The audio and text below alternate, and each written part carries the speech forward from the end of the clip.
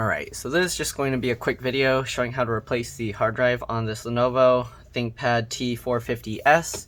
Alright, so first thing, of course, make sure your computer's off.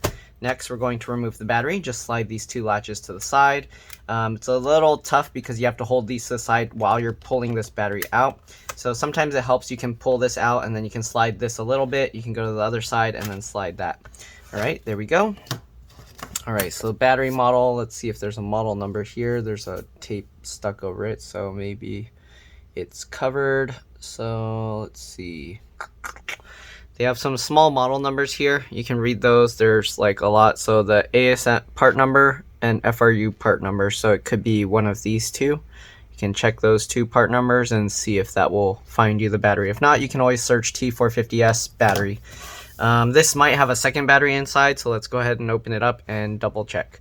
Alright, so to take the screws out, I believe we use a PH1 or JS1 screwdriver. Alright, and then we're just going to take all these screws out. They might actually stay attached. Yep. Alright, so let's go ahead and remove or undo these three screws here. Alright, as you can see, the screws are staying in place. Let's go ahead and remove the two screws down here. Yep, all these screws are actually staying in place. Alright, and then the three screws down here. It looks like there's a BIOS or CMOS reset button hole here. So if for some reason your computer's just not turning on and it's staying black screen, sometimes using a needle or a pin and pushing this button here, you'll feel it click.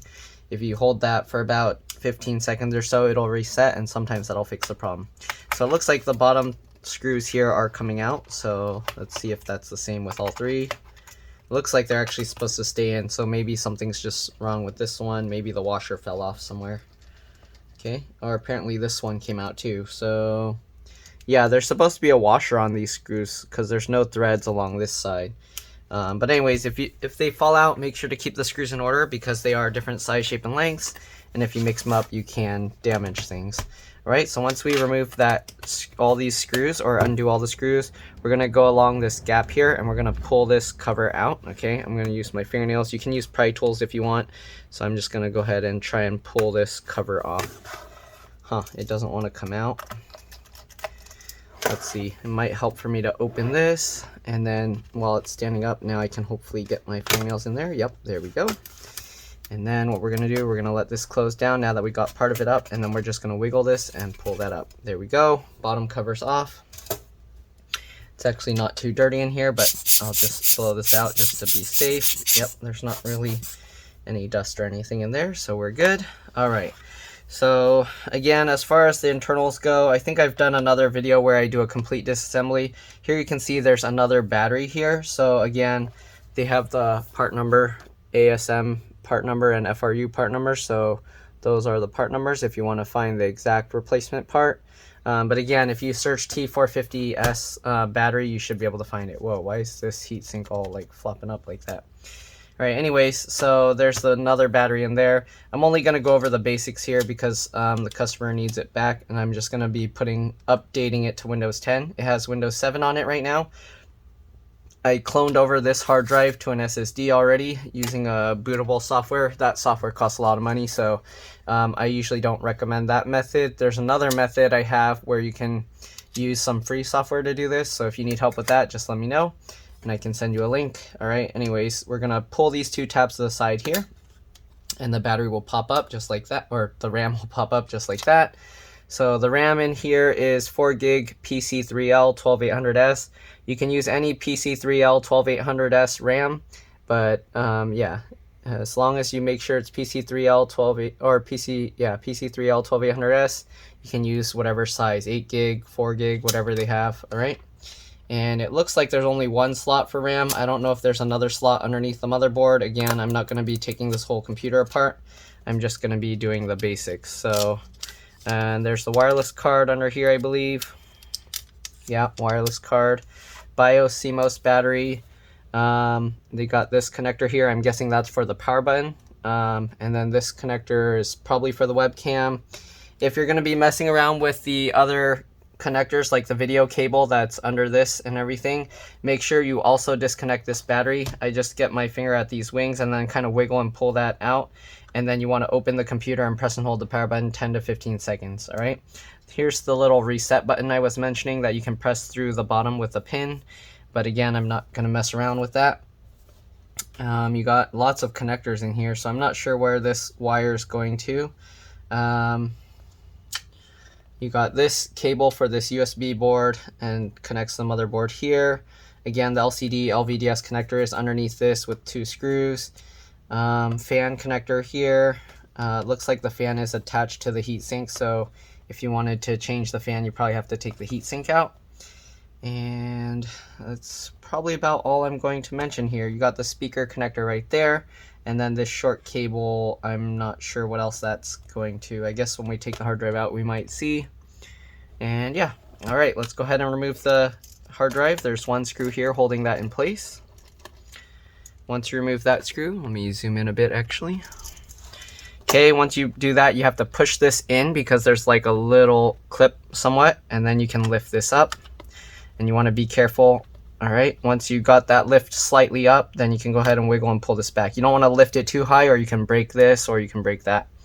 All right, yeah, I don't know what that small cable's for. It might be for the keyboard or something.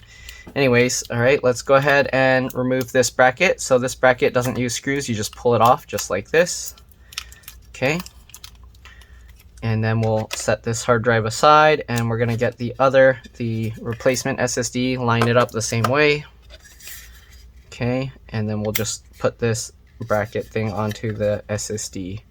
So pretty straightforward, just snap everything back into place, just like that. All right, and then we're gonna line this back up and slide that in. Make sure you have the connectors facing the right way, just like this. Why is it kind of bowing out slightly? Okay, that's not sitting right. Let me pull that back out. Make sure everything is snapped in good. Okay, go ahead and get the hard drive in, push that in all the way. All right, why does it not want to go on this one side? It's being kind of weird.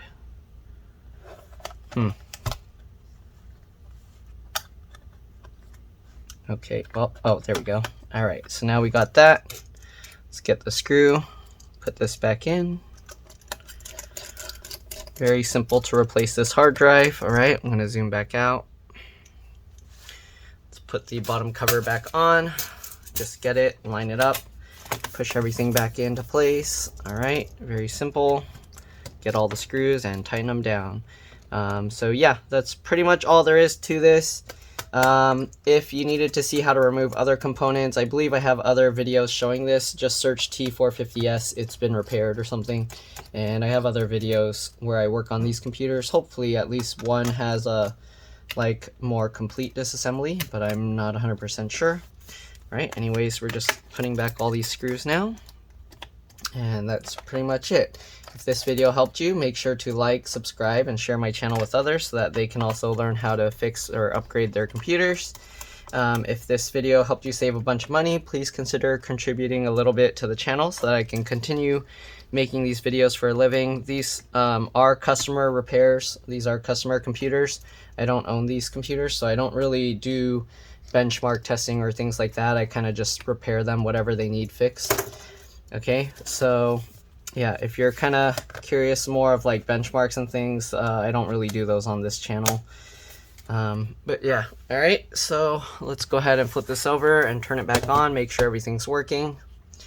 All right, press the power button's lighting up. All right, give it some time, make sure the Lenovo, okay, ThinkPad's coming on. I think we should be good to go. At first, this hard drive actually wasn't even reading, so hopefully this worked. Okay, it looks like it's good. It's loading Windows 7, so we should be set. All right, so before, again, this hard drive, when I tried to clone it, it was having issues. I had to run a disk check, like a full disk check. And after that, it let me clone it okay. So hopefully this video helped you guys. If you need help finding how to clone or do a clean install of Windows, just let me know. I have videos for that too. Thanks for watching, and I'll see you all in the next one. Bye. Let's drop this.